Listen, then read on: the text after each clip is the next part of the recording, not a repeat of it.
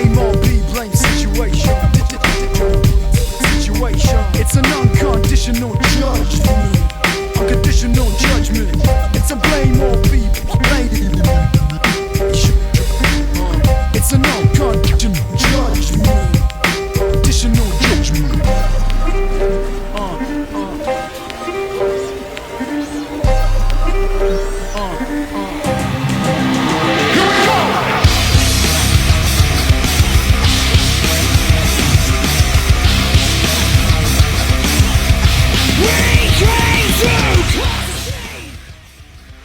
Alternative DJing, really, it gives us a license to do what we want. In a traditional terms, alternative would mean rock, metal, pop punk. But the way that we interpret it is we like to put in anything that's not in the chart. So alternative to what's in popular culture nowadays. Basically, we're able to play whatever the fuck we want. It gives us a vast, wide spectrum of the music we can play. Where people want to come and party, you're only not going to get just one thing. You can turn up, and you can have some dance and EDM tunes. You have rock tunes, heavy metal tunes, stuff that people are called power pop, all kinds of rock. What people used to have as niches in terms of the rock scene, a lot of those no longer exist. Some of that is because the bands aren't strong enough for that to exist, so people have broadened their horizons in order to have a greater taste in quality music.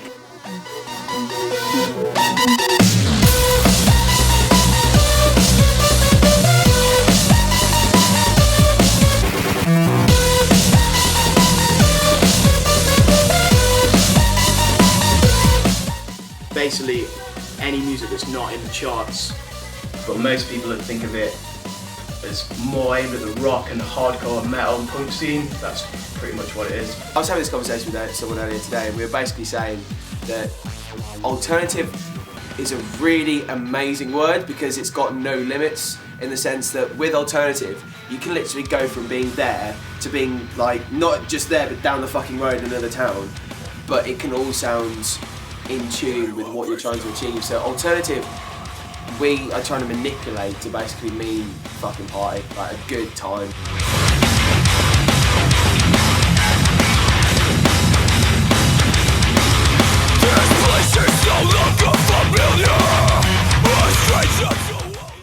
I've been DJing for about 15 years now, out in clubs, and what made me get into it was my dad was actually a guitar teacher, so I started playing in bands, and I had that period of teenage rebellion where I was like, I don't want to follow in my father's footsteps. So I bought some cheap belt-driven vinyl turntables for my 16th birthday, started messing around, and then got my first residency in Birmingham at 18, and then took it from there.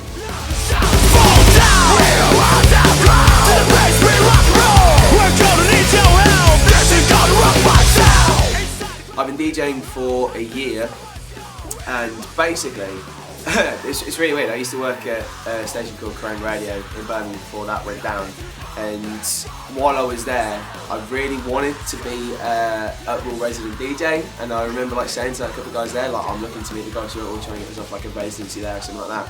And then when Crane went down, I was like, oh great, I'm unemployed now, sick. And then went from like basically just bumming around, and then one of my mates who was a manager here at the time was just like, you know, we should come and like, jump in and UPRAWR, do some stuff there. And so through the UPRAWR training program, which Tommy set up, basically just trained me to be a DJ, and then that's when I found like my first love for it, and then since then it's not stopped.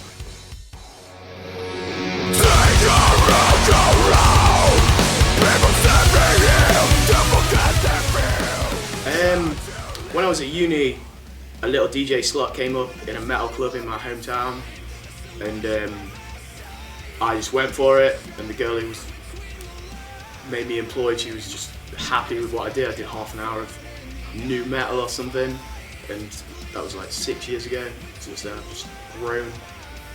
DJ'd in a club called Marsh in Derby. UPRAWR guys came down, thought I was sick, grabbed me. I've been here ever since.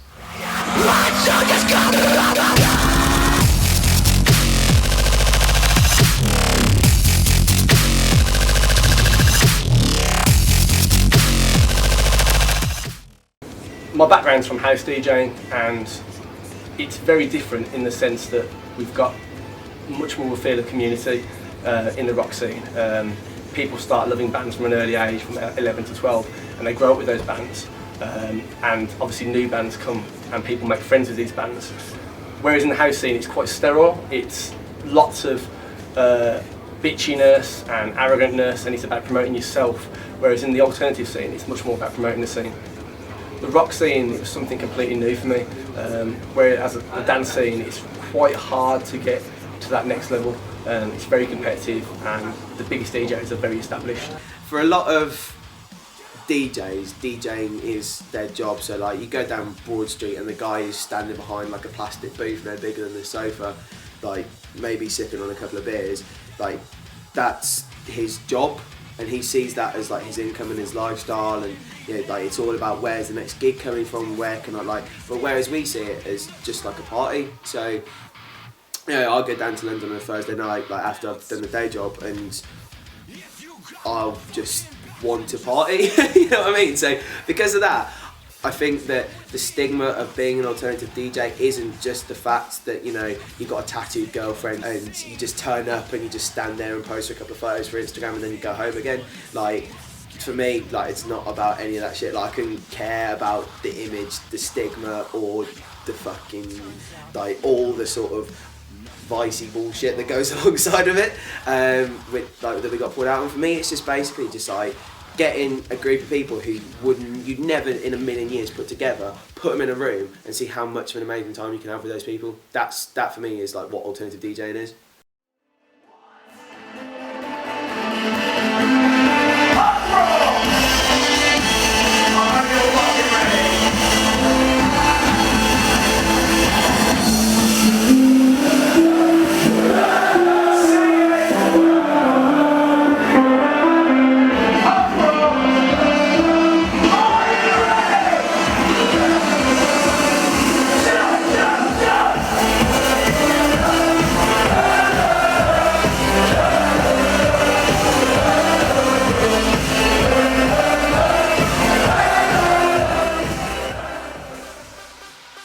For a long time, the actual technicality in DJing, as in what people did with the turntables, was ignored. It would literally be a guy pressing play on one song and waiting for that song to finish and pressing play on the other, and an iPod can do that.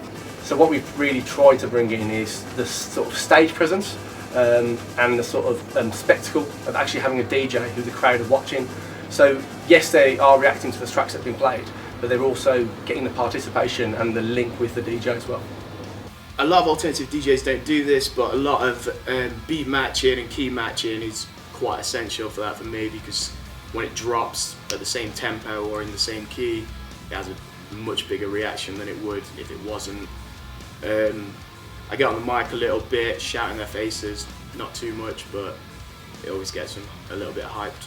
You need to keep the people that go to clubs happy. The people that only go to clubs and know the tunes in clubs, the big songs. So I usually split it 50-50 with either new stuff or old stuff that people don't get to hear that much, and big bangers that people do know. So mix it up 50-50 so it keeps it fresh every week rather than always playing the same tunes basically. I don't really have any specific tricks, but I do like mixing a lot of old with new, especially when I'm DJing a main room set. I'll really mishmash genres as well, so I'll throw in some old hip-hop tracks, I'll throw in some acapellas, like modern house tracks over rock beats, and just try and keep it as varied as possible really. I think if you take the crowd by surprise, they appreciate it. I think if you play the same old tracks week in, week out, that's when you start running into problems. To be honest, like, I just kind of think, because I used to come to UPRAWR loads before I started working here, I just think if I was down there, what would like make me want to move, or what would like, you know, like make me, you know, not that I'm encouraging drinking, but like, you know, party a little bit harder. Some of the stuff that I've done, like it all stems from just like, I just couldn't stop moving when I was playing the tune, so like, I was always like dancing and jumping around, and then I started like exploring the stage, like it's a massive like jungle gym or something like that. And then when they gave me a microphone, I just basically let loose on it. That's kind of like what I'd like to try and make DJing is like a gig, instead of just like, oh, I'm going out to a club outside. It's like going to like an event. The craving for good music is out there, and there was a study showing that like your attention gets like held a little bit more when you're at a rock show than it does when you're like a dance event or something like that. And I think like that, and also the development and the way the rock scene's going. Like you look at stuff like Reading and Leeds, where like the main stage now is pretty much like 90% rock on each day, and then downloads getting bigger. I just think that the rock scene as a whole is expanding, and because of that, like because we've tied it in with alternative culture as well, which is just like, you know, you're not just going to hear like hardcore, you're not just going to hear pop punk, you're going to hear like a bit of EDM, you're going to hear a bit of house, you're going to hear a bit of pop, because like as long as stuff's heavy or party or like, you know, just good fun, then people are willing to jump on board with it, and like just not take yourself seriously either, just like doing whatever the fuck you want and just going for it, like.